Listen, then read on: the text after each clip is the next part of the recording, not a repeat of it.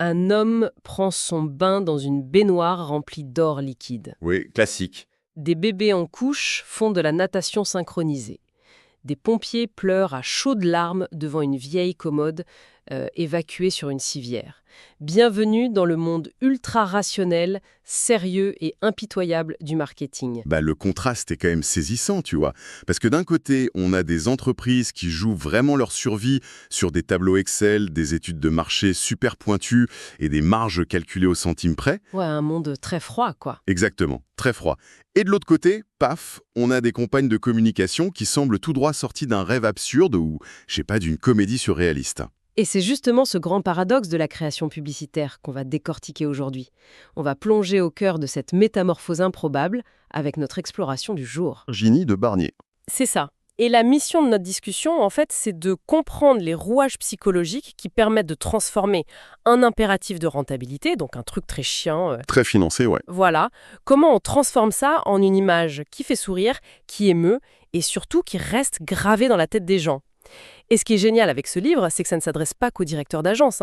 Ah non, pas du tout. C'est vraiment pour quiconque a envie de comprendre comment les messages qu'on voit partout, dans la rue, à la télé, comment ils sont secrètement façonnés pour pirater notre attention. Et le livre commence super fort parce qu'il détruit un mythe tenace d'entrée de jeu. Le fameux mythe de l'artiste publicitaire maudit, tu vois. Ah oui, le génie bohème qui attend l'inspiration en regardant la pluie tomber par la fenêtre. C'est ça, le Don Draper idéalisé. En fait, les auteurs démontrent que la publicité, ça n'a absolument rien à voir avec l'art libre. C'est littéralement une ingénierie de la perception. Une discipline hyper stricte. Grave. L'imagination ne part jamais, au grand jamais, d'une page blanche. Alors, pour bien visualiser ce mécanisme, j'aime bien utiliser une analogie. On parle souvent des fondations d'une maison pour parler de la stratégie, mais je préfère le principe du cheval de Troie. Oh, j'aime beaucoup. Vas-y, développe. De la marque. Genre, acheter notre produit, il est moins cher ou notre service est plus rapide. Les arguments de vente brutes. Voilà. Sauf que si on envoie juste ces petits soldats affronter directement les énormes murailles du cerveau du public, Ils se font massacrer. mais totalement, ils se font massacrer par l'indifférence. Du coup, on construit un magnifique cheval de bois.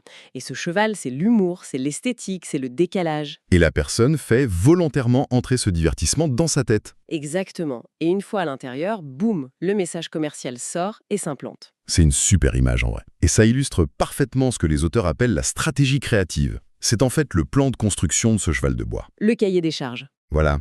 Avant même de dessiner quoi que ce soit, tu as un document clinique qui définit la cible, l'objectif et la promesse.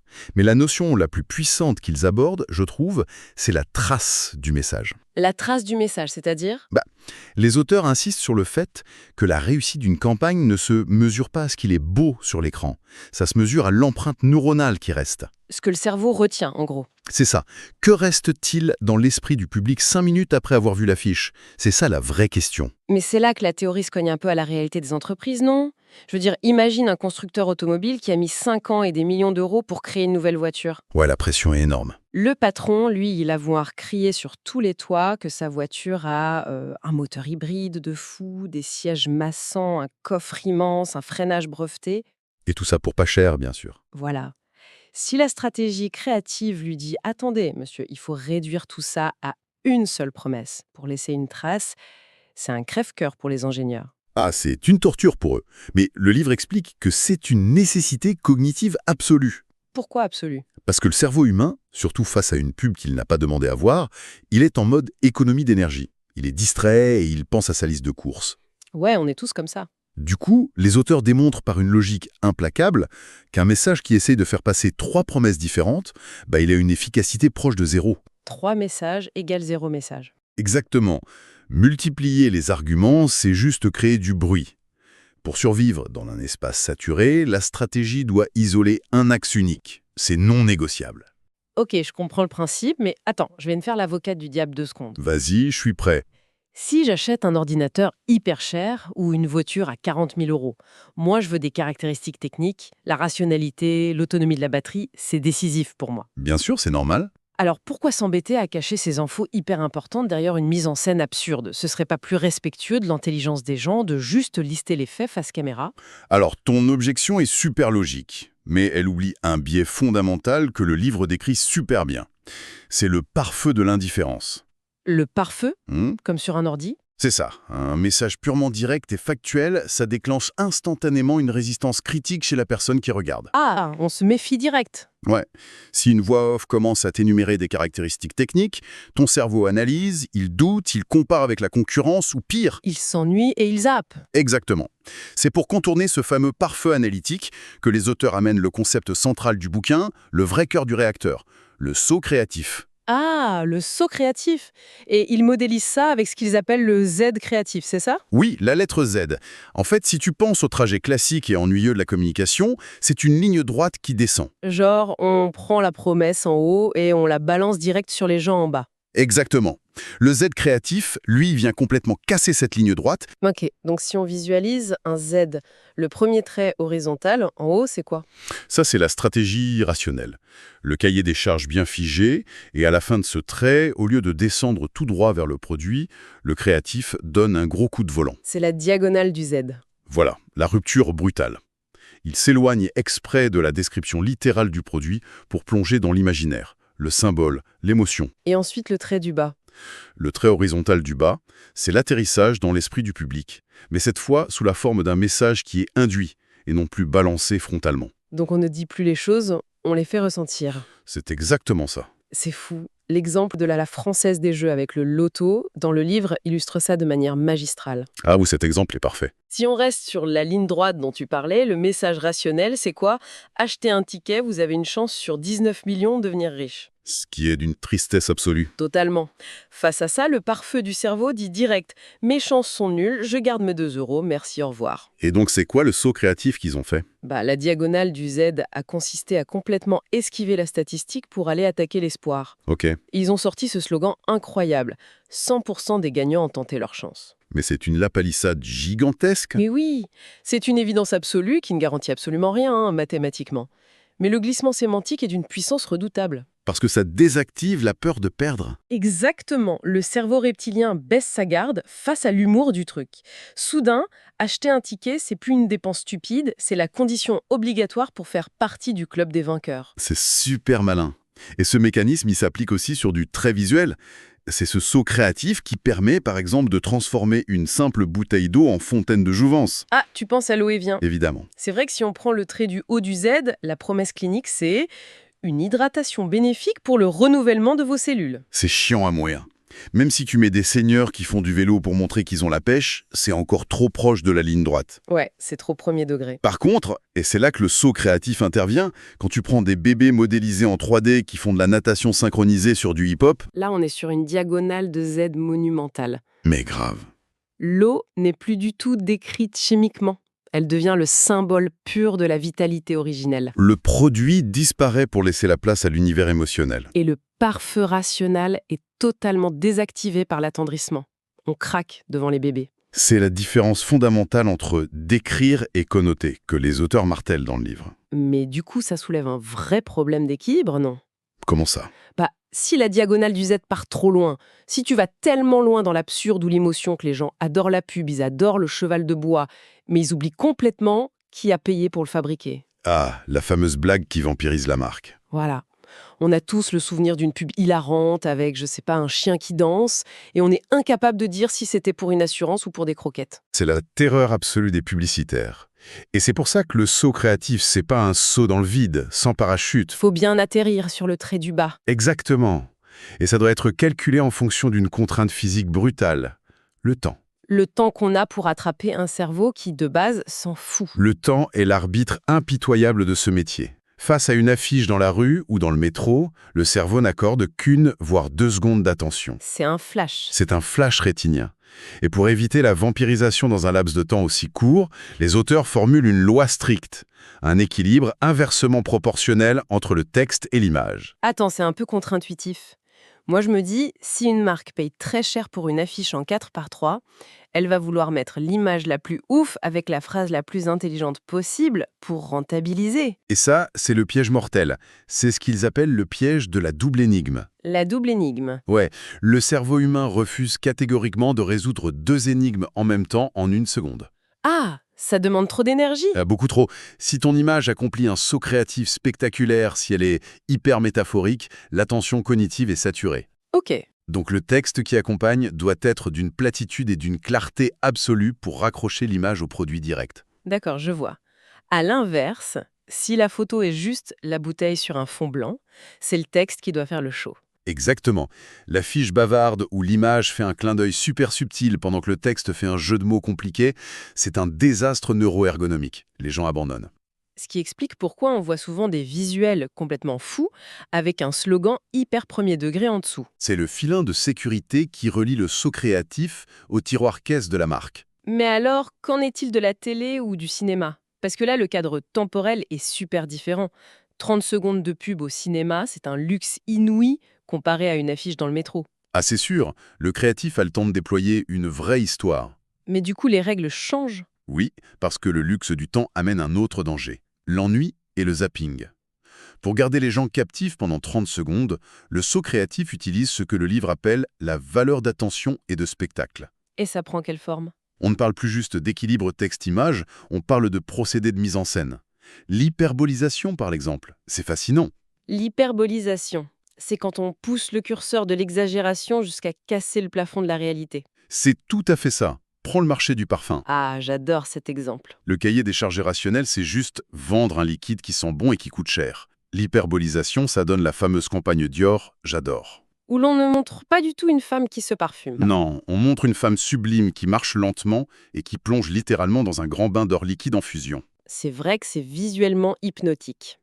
Le cerveau bug un peu sur la texture, sur le côté impossible de la scène. Et l'or devient la métaphore visuelle absolue du luxe, poussée à son paroxysme. L'hyperbolisation sature tes sens pour éteindre ton analyse rationnelle. C'est brillant. Mais il y a un autre procédé qu'ils décrivent et qui m'a encore plus marqué. C'est le contre-emploi. Ah oui, puissance aussi. Jouer sur un tout autre registre émotionnel. C'est quand on prend le cliché habituel d'un secteur et qu'on le détruit en faisant exactement l'inverse. L'exemple d'IKEA dans le bouquin est un modèle de piratage du cerveau pour le coup. Grave. Normalement, une pub pour des meubles, c'est une famille heureuse, un grand soleil, un chien sur un tapis parfait. La perfection domestique chiante à mourir. Et là, le saut créatif d'IKEA par contre-emploi, ça a consisté à filmer le deuil d'un vieux meuble. La scène est lunaire, hein. T'as des voisins en larmes sous la pluie, des pompiers avec des visages hyper graves qui sortent une vieille commode cassée sur une civière. T'as même une femme qui hurle et qui essaie de réanimer un lit. C'est ça. On est plongé dans tous les codes sonores et visuels du drame hollywoodien. Et d'un coup, le slogan tombe. Ça ne meurt pas un noble, ça se change. C'est un basculement génial. L'humour noir crée une rupture tellement inattendue que la marque s'imprime instantanément. On ne te vend plus des étagères à monter soi-même. On te vend le droit à la légèreté. Exactement. On te déculpabilise de jeter ton vieux canapé. D'ailleurs, quand on comprend cette mécanique visuelle, on se demande comment le saut créatif survit quand il n'y a pas d'image du tout. Tu veux dire comme à la radio, hein? Ouais, le livre aborde la radio, et c'est fascinant. Sans image pour accrocher l'œil, la radio doit opérer dans ce qu'on appelle le théâtre de l'esprit. J'adore cette expression. Le saut créatif se fait par la perturbation sonore, parce que l'oreille filtre très vite les voix monotones. Le cerveau doit être forcé de créer ses propres images, grâce à un décalage, une voix bizarre ou une musique qui te reste dans la tête pendant 3 jours. C'est la même galère sur Internet en fait. Encore pire peut-être. Sur un écran de téléphone, le fameux scroll infini, on n'a même plus une seconde. Le pouce est une machine à ignorer l'information. C'est tellement vrai. Et le livre décrypte ça. Dans ce monde numérique, le Z créatif n'a plus le temps. La diagonale doit attaquer dans la toute première demi-seconde, sinon tu es balayé. Le pare-feu est hyper épais sur les réseaux. Parce qu'on est actif, on cherche notre contenu, on n'est pas passif comme devant une affiche. Exact. Mais du coup, ça soulève une grosse question tout ça. Laquelle? Si on a un mode d'emploi aussi précis, avec le Z créatif, la double énigme, l'hyperbolisation, pourquoi on voit encore tous les jours des pubs horribles, bavardes, qui ne laissent aucune trace? Ah, ça c'est la meilleure partie de l'analyse. C'est le piège ultime. La malédiction du savoir? Exactement. La malédiction du savoir, c'est ce biais cognitif qui fait que, quand tu sais quelque chose, ton cerveau devient incapable d'imaginer ce que c'est que de ne pas le savoir. Et ça, dans une salle de réunion d'entreprise, c'est dévastateur. Et c'est mortel. Imagine, t'as le patron, les ingénieurs, les directeurs marketing. Ça fait 3 ans qu'ils bossent 10 heures par jour sur un produit. Pour eux, chaque micro-bouton est le centre de l'univers. Ils sont obsédés par leur truc. Et là, le créatif de l'agence rentre dans la salle et leur pitch la commode morte d'IKEA, ou les bébés Evian. Le comité de direction fait une syncope. Mais oui, victime de la malédiction du savoir, il s'énerve. Mais on ne voit pas l'usine, où sont nos engagements écologiques, le logo est trop petit. Ils exigent qu'on bourre la fiche de puces descriptives et de textes denses. Voilà, il force le créatif à annuler la diagonale du Z pour revenir à la ligne droite et ennuyeuse. Parce que, dans une belle salle de réunion calme, avec un café chaud, lire une affiche remplie de textes techniques, ça les flatte. Ça fait sérieux. Le problème, c'est que la vraie vie se passe pas dans une salle de réunion. La vraie vie, c'est un mec fatigué qui rentre du boulot sous la pluie. Face à lui, l'affiche validée avec fierté par le boss devient juste une tache grise invisible. L'ironie, c'est que la petite idée farfelue qui faisait peur au patron, c'était la seule qui pouvait percer le blindage des gens dans la rue. Et tu sais quoi? Cette leçon, elle dépasse largement le marketing. C'est super utile dans notre vie quotidienne. Ah ouais, tu penses à quoi? On fait tous cette erreur. Pense à un CV, ou quand tu écris un email super important pour convaincre un client ou ton boss. Ouais, on a tendance à vouloir tout mettre. Exactement.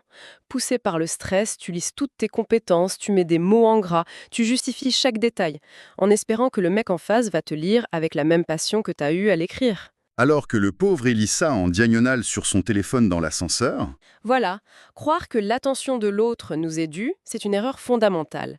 Il faut avoir le courage clinique de l'élagage. supprimer le bruit pour garder la trace. C'est ça. Accepter de sacrifier de bonnes informations pour garder une seule attaque percutante. Le saut créatif, c'est l'arme de toute communication réussie. C'est une belle conclusion, ça.